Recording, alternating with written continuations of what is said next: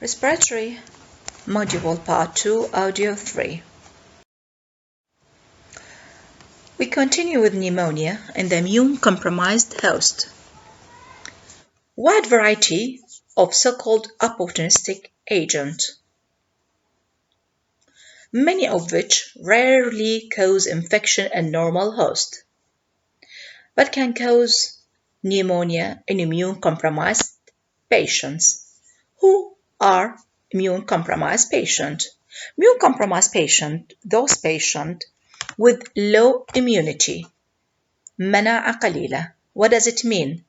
Those patients who get chemotherapy, such as in cancer patient, or immune suppressive therapy, as in the autoimmune disease. Sometimes those patients with the rheumatoid disease that need immune suppressive therapy, HIV, AIDS patient, those patients with the lung disease, those patients, elderly patients, very young patients, infants, those patients are, or diabetic patient, cardiac disease patient, many patients who has low immunity are prone to get pneumonia in immune compromised host. What is the microorganism that cause this pneumonia? Bacteria like Pseudomonas aeruginosa, Mycobacteria species Legionella, Pneumophilia, Listeria monocytogenes. Viruses, cytomegalovirus and herpes virus. And certain types of the fungi like Candida, Aspergillus and Cryptococcus neoformans. Cytomegalovirus infection is a member of herpes virus family. The cell that infected by this type of virus exhibit gigantism of both the nucleus and cytoplasm, enlargement of the nucleus and cytoplasm. Within the nucleus, there is inclusion. It's very important in the diagnosis, actually, especially in histopathological examination of the tissue that involved by the cytomegalovirus infection or by cytological examination of the fluids aspirated from the structure that is infected by this type of the infection. The nucleus is an inclusion surrounded by the clear halo, giving oval eye appearance. Cytomegalovirus infection may involve any organ in the body. The transmission of the virus can be either transplacental to the fetus from the mother, causing congenital cytomegalovirus infection, by breast milk when patient with lactating milk, in lactating mother, if it's infected by this cytomegalovirus, the milk, lactating milk that can be get into the baby and infect the baby, through vaginal, cervical secretion also, respiratory transmission through any route of respiratory transmission, through the nasal secretion or the sputum or broncho alveolar lavage, any type of the secretion they get from the respiratory tract, fecal-oral route, and iatrogenic transmission through the organ transplant or by a blood transfusion. Iatrogenic, that means we do this, we induce this transmission by getting organ transplant. Therefore, the patient that got organ transplant, as example in kidney transplant, لما واحد يزرع كلى، لما the father need the kidney from the son or from the any relative. Should this donor, the donor of this organ or for this transplant, should get thorough examination of all types of the virus, including cytomegalovirus, because if he got infection with cytomegalovirus, this donated organ will be infected, and this virus will be transmitted to the recipient or to the patient that transplanted by this type of the organ, or of course by the blood transfusion. You get this picture, identify the lesion or identify the cause of the lesion or identify the causative agent of this type of the pneumonia, or what is the type of the virus that cause this type of pneumonia. All these are included in the viral cytomegalo Also, microscopic view of viral pneumonia showing viral inclusion and giant cells here. This is cytomegaloviral infection, and this is the infection, and this is the RBCs and the fibrin deposit inside the alveoli and the inflammatory cell infiltration in the alveolar wall.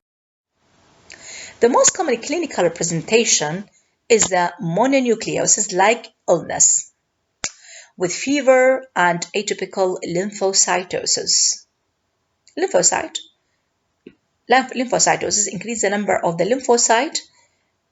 In CBC, incomplete blood count, there is increased number of the lymphocyte with appearance of the atypical lymphocyte in the peripheral blood film. Lymphadenopathy, enlargement of the lymph nodes, might be cervical or axillary or inguinal lymph node, according to the type of the lymph node that is enlarged, or sometimes generalized lymphadenopathy, hepatomegaly, enlargement of the liver, and hepatitis, because as we said that cytomegalo infection can infect any organ in the body. It may affect the lung, CNS, bone marrow, GIT, and retina. In the pulmonary infection, there is interstitial mononuclear cell infiltration with focal area of necrosis and atypical viral inclusion, which is very important in the diagnosis of this viral infection. Sometimes, as any atypical type of pneumonia, the lesion might progress to full-blown picture, especially in immune-compromised patient, and lead to the progress and lead to the development of acute respiratory distress syndrome. The other type of the pneumonia that also develop or occurs in the immune-compromised patient, it is pneumocystic pneumonia caused by the pneumocystic jirovecii, which previously called pneumocystic carinii. It is long considered as a protozoa, but nowadays considered or found to be it's more closely to be a fungal infection or fungi, more close to fungi than protozoa. It's more common in patient with HIV infection or viral infection, AIDS patient, and classically decrease the number of CD4 helper T lymphocyte in the blood.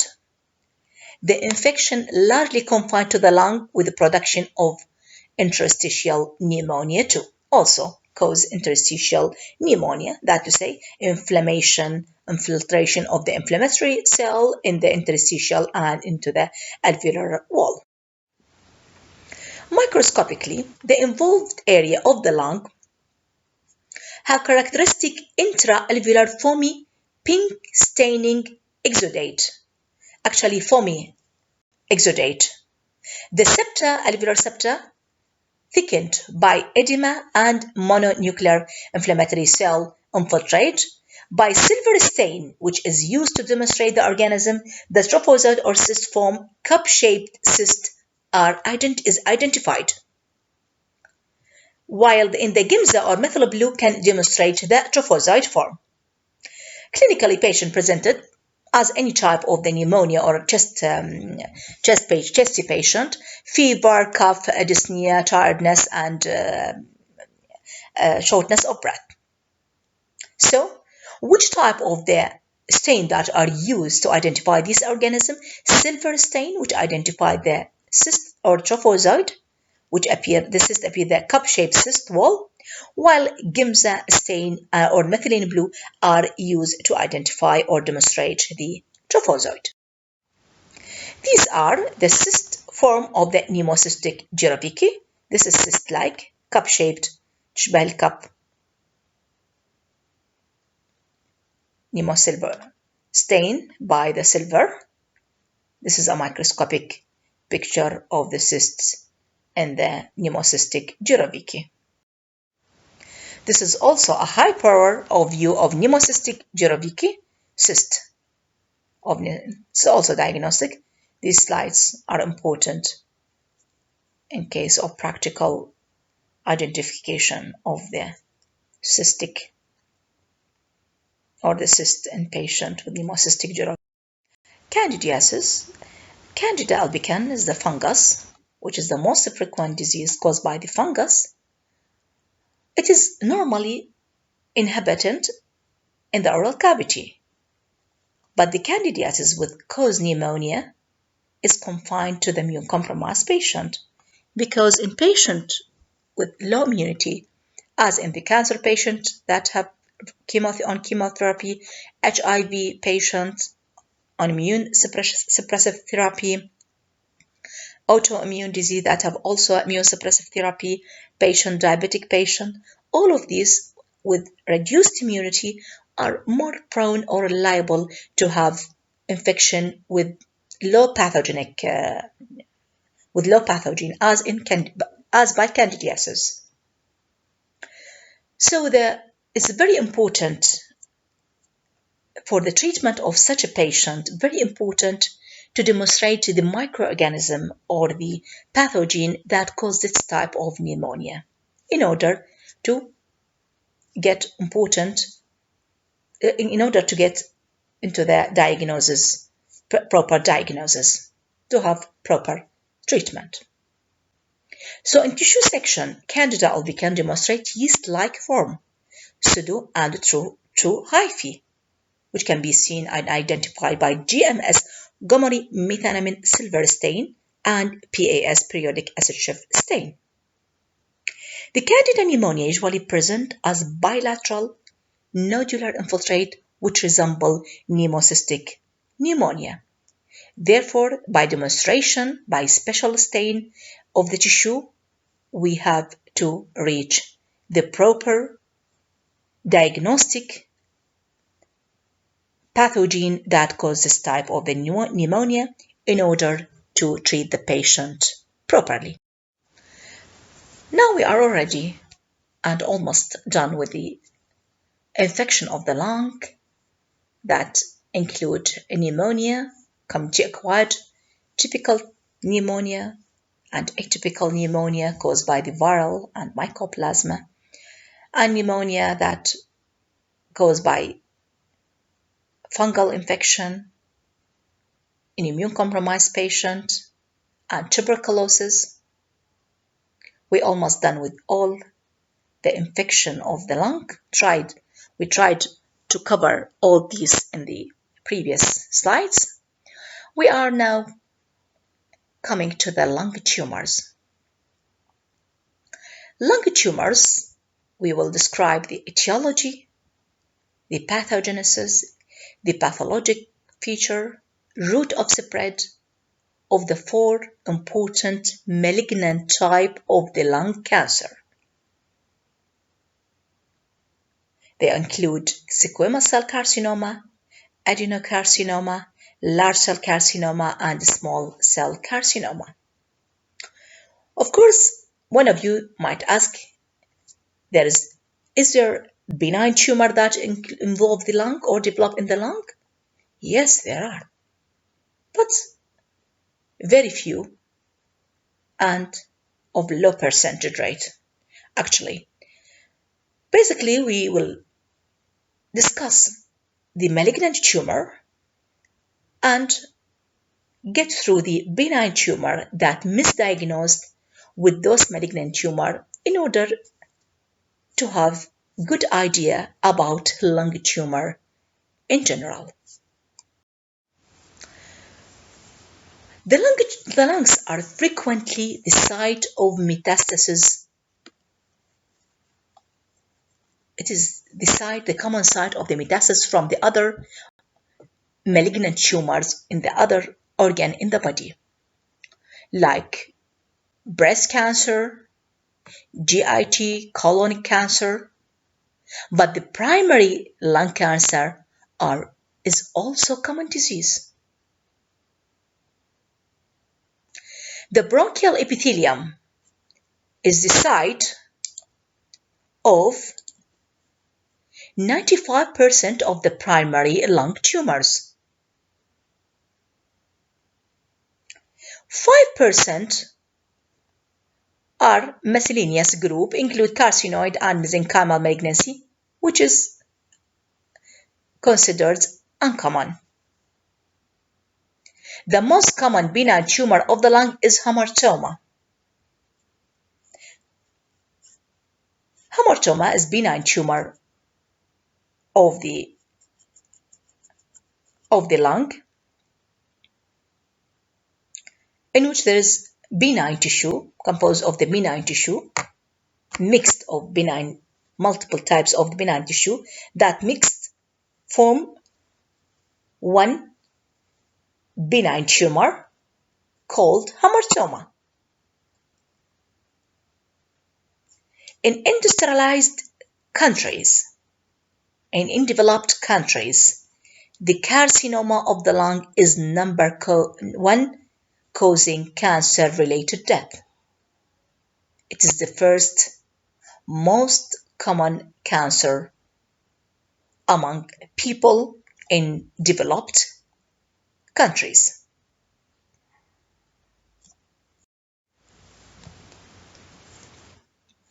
By WHO 2007, the lung cancer caused 1.5 million deaths worldwide annually, yearly. 25% of the cancer death in USA due to the lung cancer. ربع الcancer death in USA due to the lung cancer, which is actually very high. According to the American Cancer Society, that estimated in 2006, this figure of the individual were diagnosed with lung cancer and about 163 will die from it. Actually, it's very high.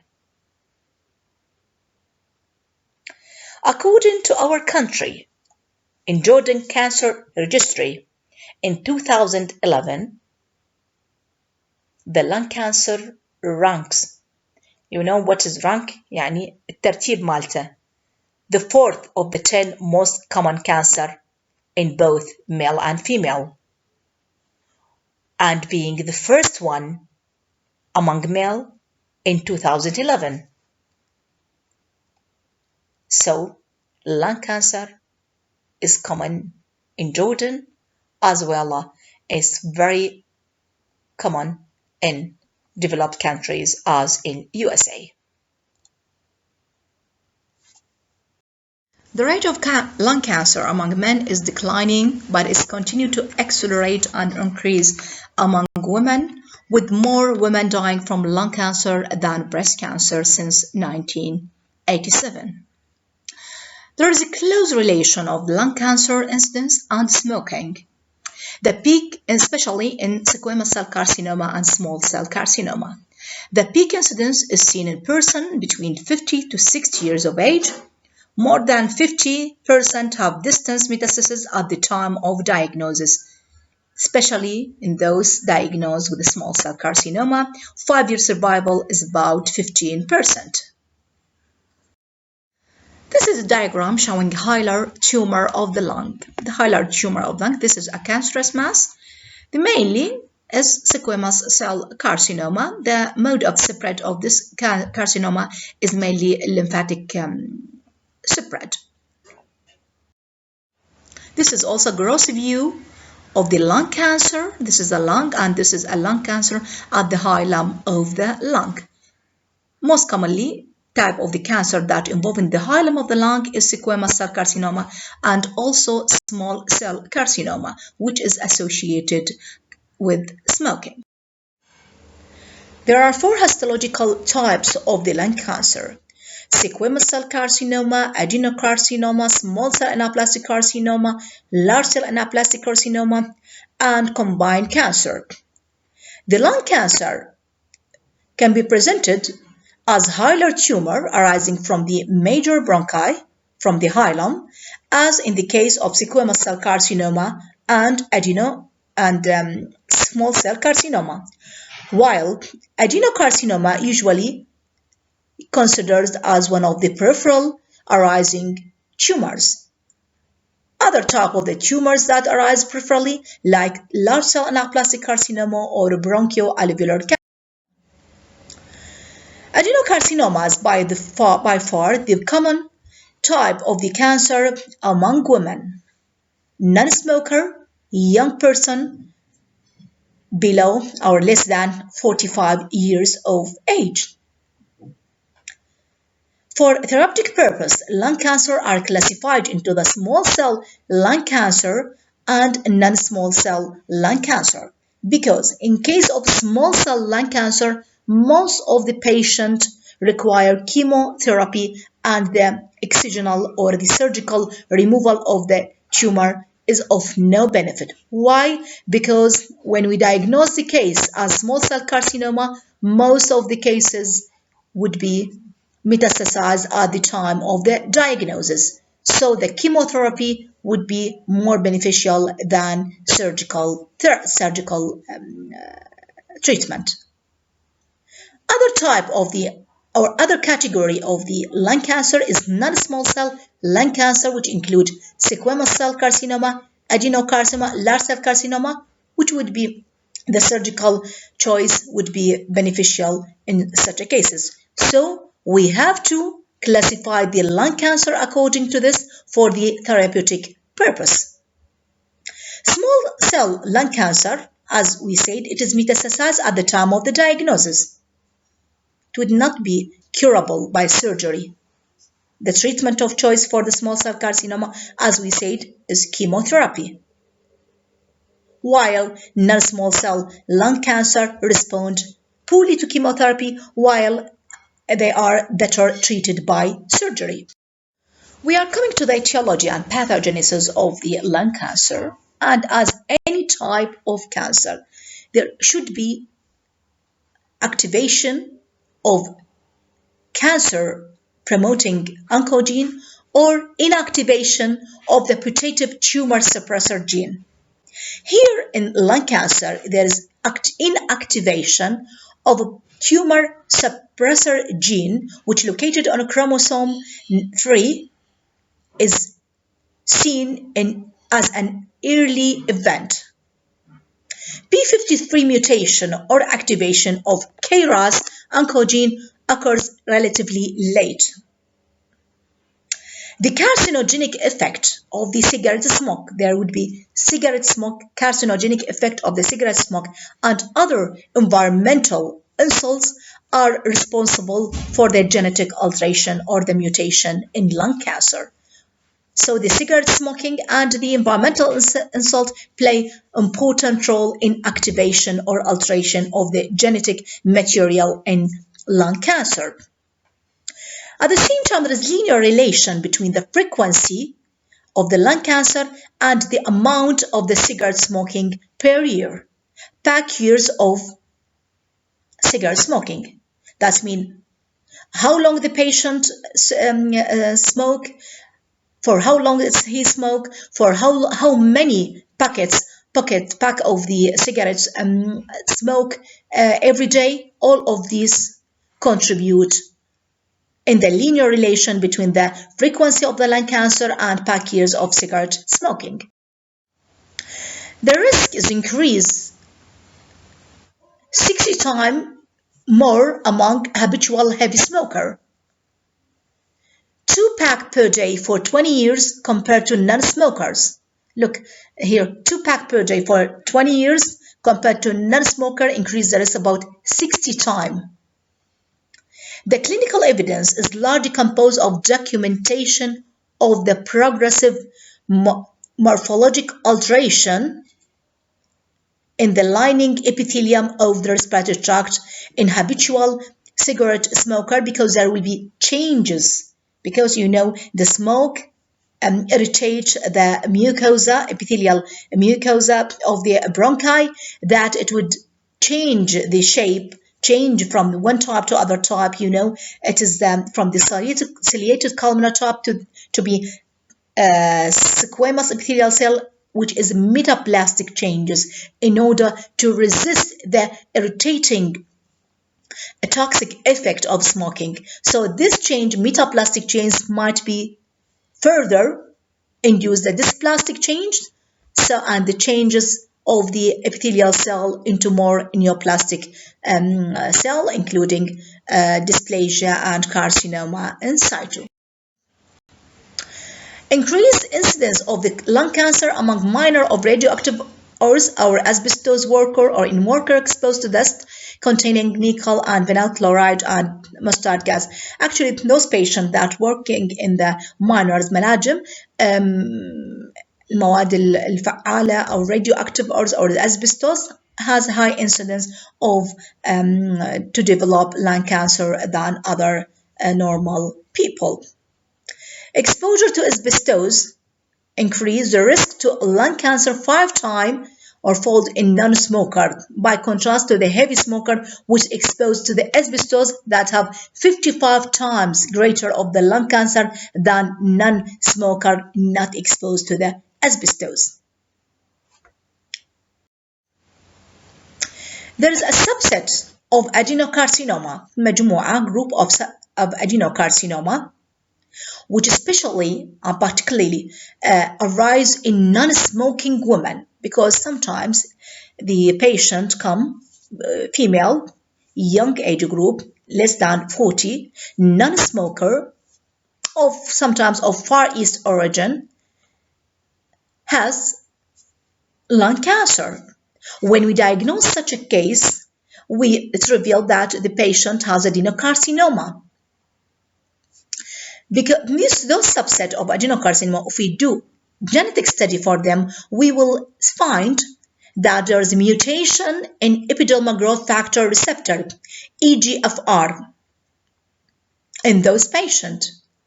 The combination of EGFR and KRAS mutation occurs in about 30% of such cancers. Why is it important to identify this mutation? Because it's for the therapeutic point of view, it's important to identify such a mutation, EGFR, because we have a drug against this type of the receptor. Other mutation can also be identified, which can be useful in determining and selection of the therapeutic drugs, as we say. Morphology.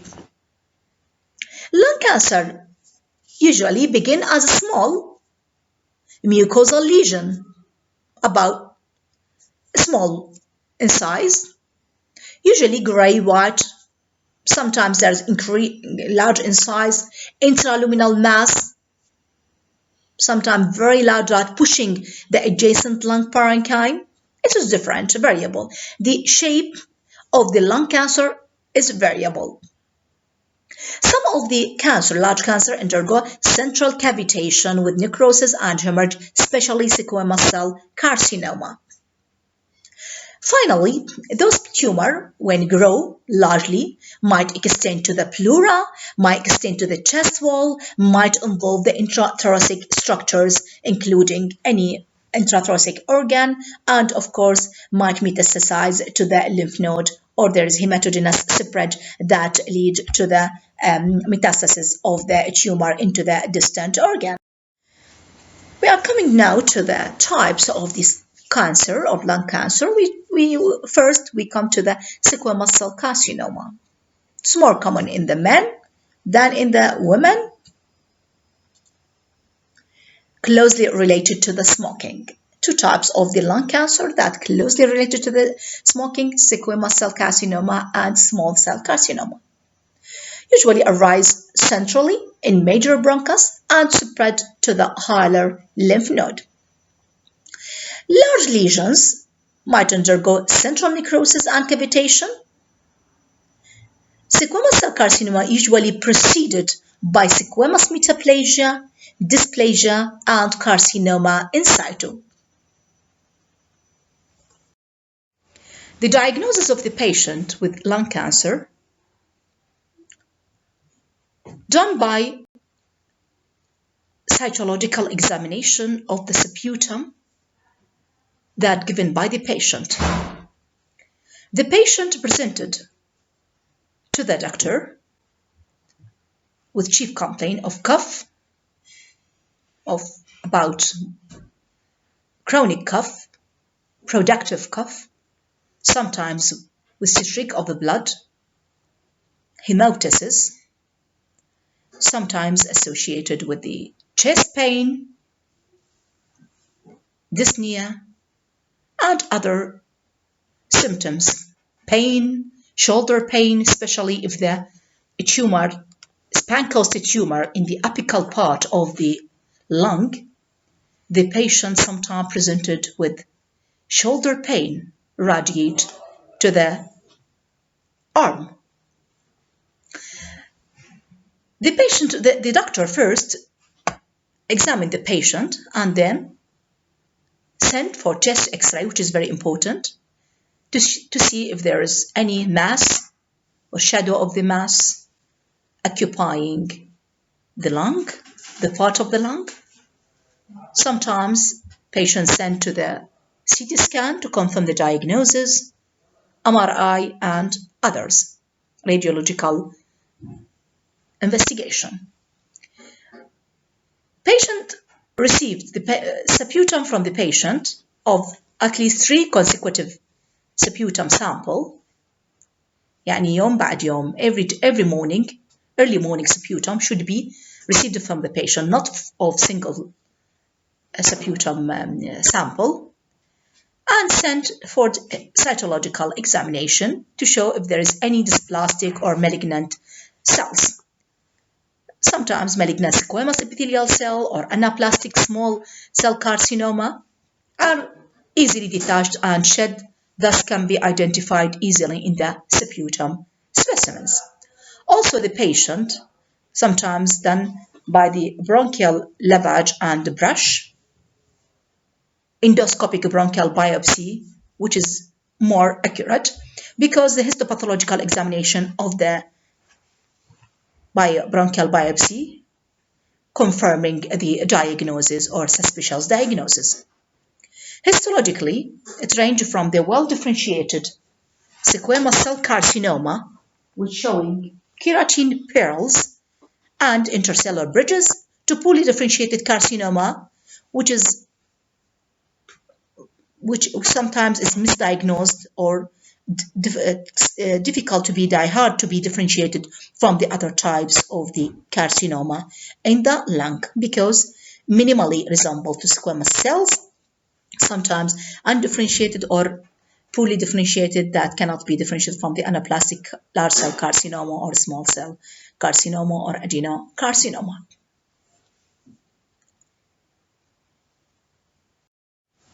This is the gross appearance of the lung, showing large white tumor involving the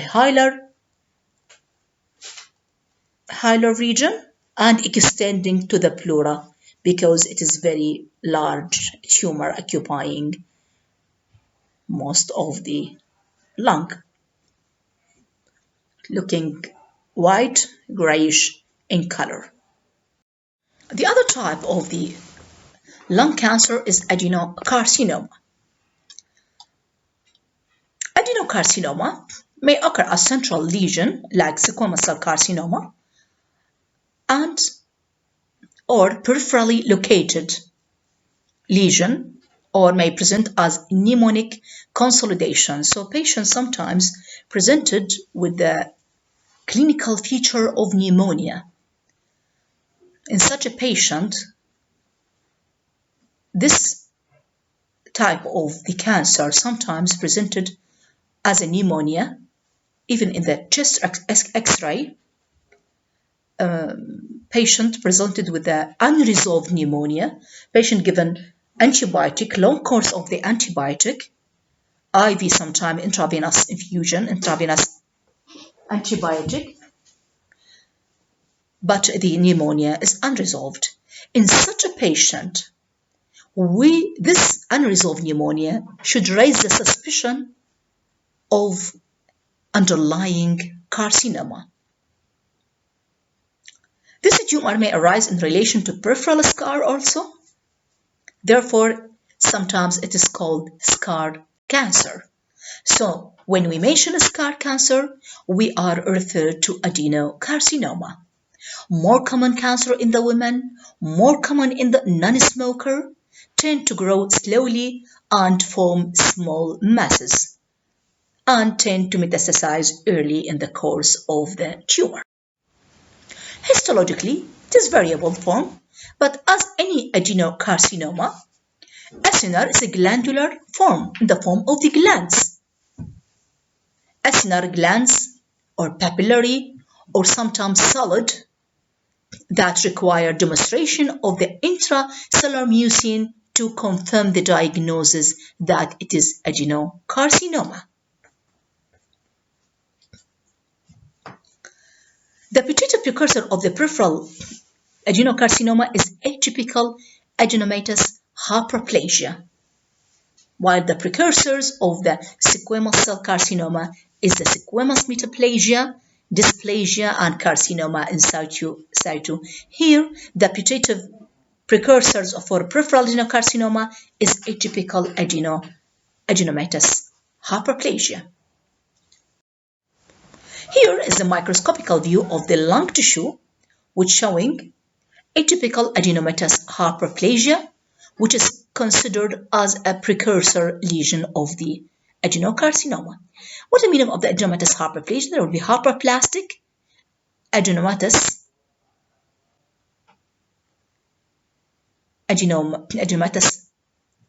structures.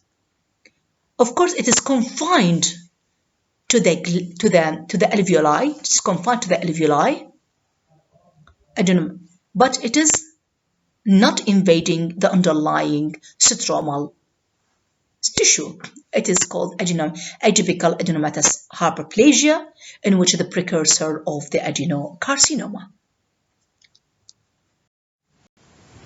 This is a peripheral lesion of the lung.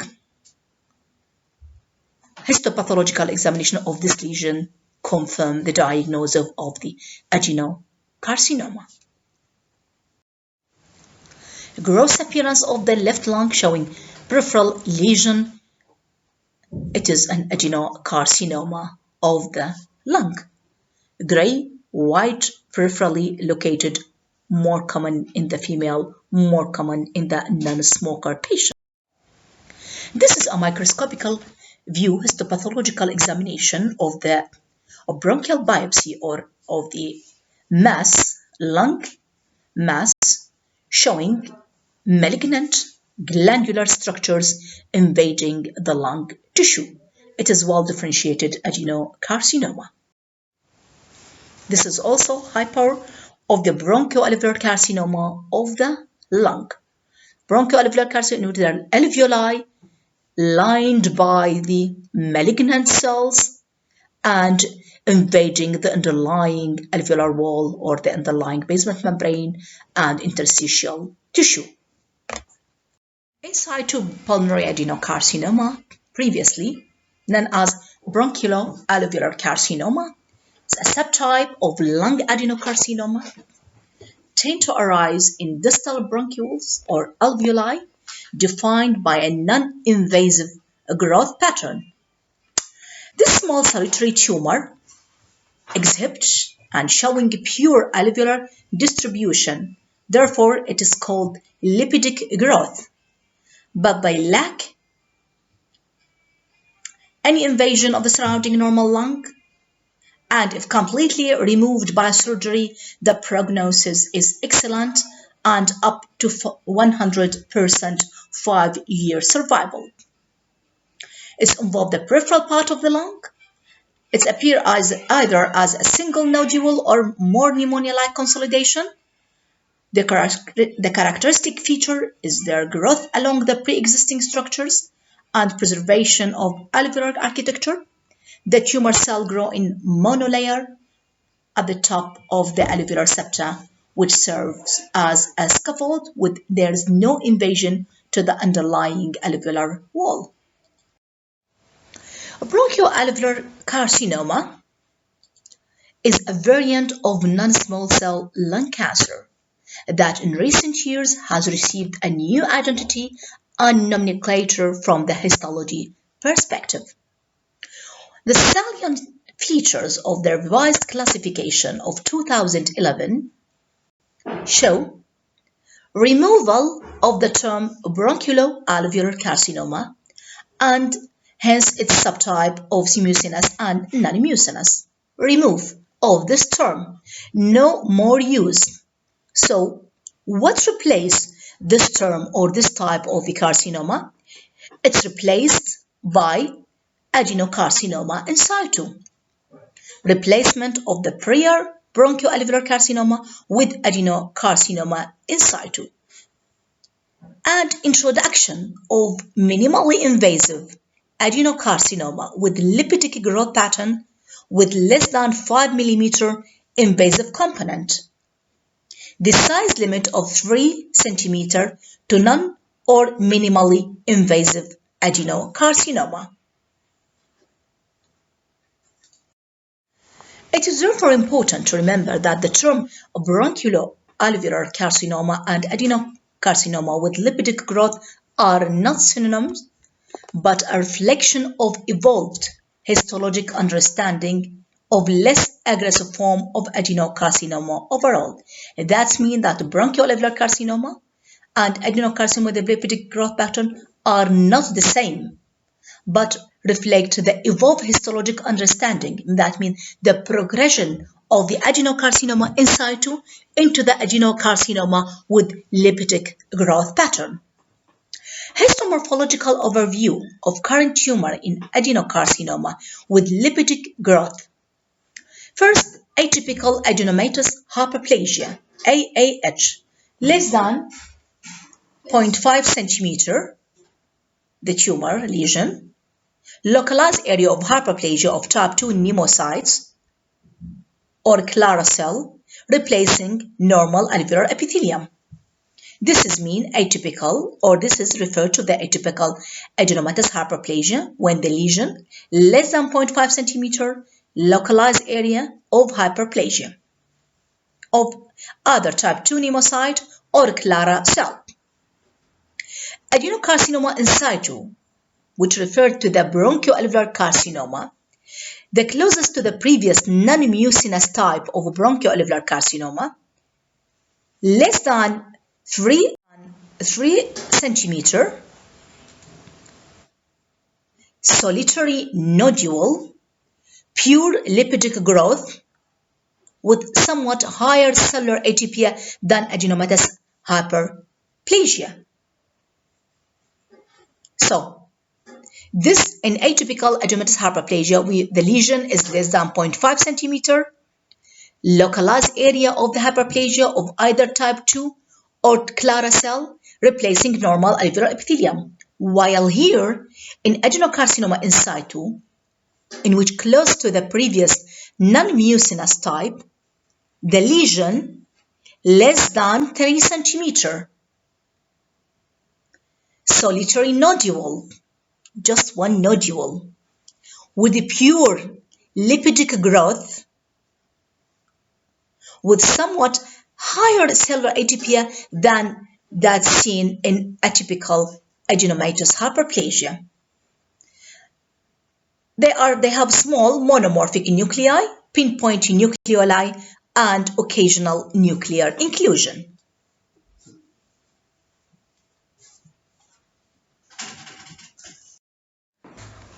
We continue with minimally invasive adenocarcinoma, in which the lesion is solitary, 3 centimeter, with lipidic growth pattern, with less than 5 millimeter area of invasive foci.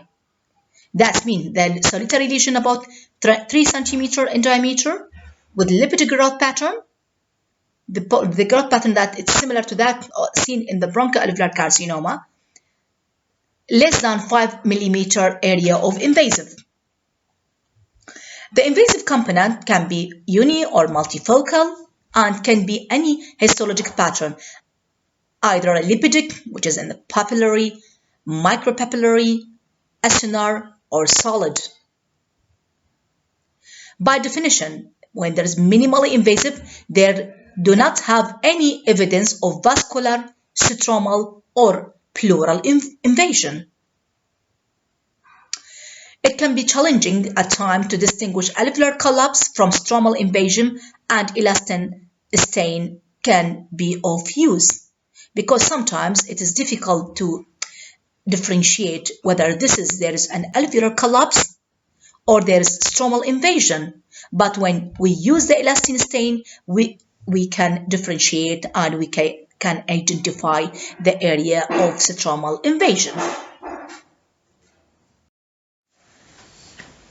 Now we are coming to the newly introduced lipidic predominant adenocarcinoma.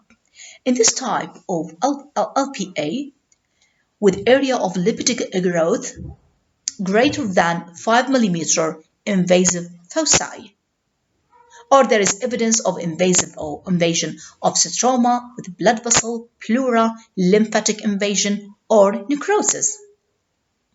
High percentage of lipidic growth pattern associated with low risk of recurrence. Multiple studies show that invasive component size with histomorphologic subtype are important as a better predictor of survival than the total size of the tumor.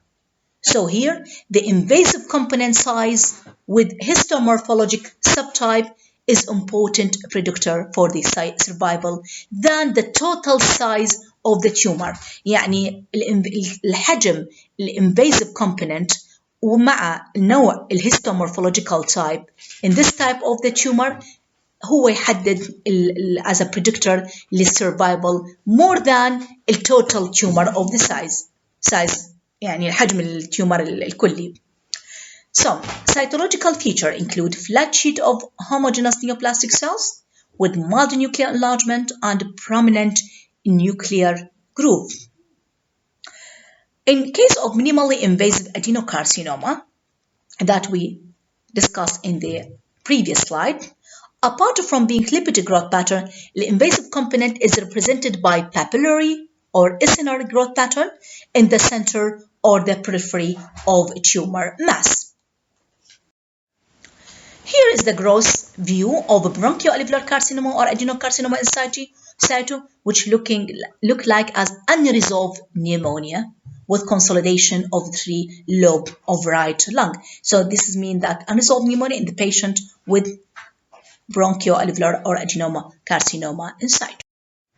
Another slide is showing a gross view of lung showing bronchoalveolar carcinoma, adenocarcinoma in situ. Here the white, gray foci or yellow foci is a bronchoalveolar carcinoma or adenocarcinoma in situ. The microscopical view of bronchoalveolar carcinoma or the adenocarcinoma in situ, which showing the malignant cell which grow in monolayer on the top of the alveolar septa, which serve as a scaffold. There is no invasion of the alveolar septa, just involving the alveoli. Another microscopical view of bronchoalveolar carcinoma. Here, look at this is the alveolar. This is the tumor which lining the alveoli, but not invasion the alveolar septa. It's confined to the alveoli. This is lipidic pattern of the growth, which is mean that look like alveoli architecture. This is high power view of bronchoalveolar carcinoma, adenocarcinoma in situ, showing that malignant cell lining the alveoli with the atypical high NC ratio of the nuclei and the atypical this is abnormal chromatin, and there is also prominent nucleoli, red color if you focus in this picture with irregular nuclear contour. This is confined to the alveoli, not invading the alveolar septa or the alveolar wall. This is adenocarcinoma in situ.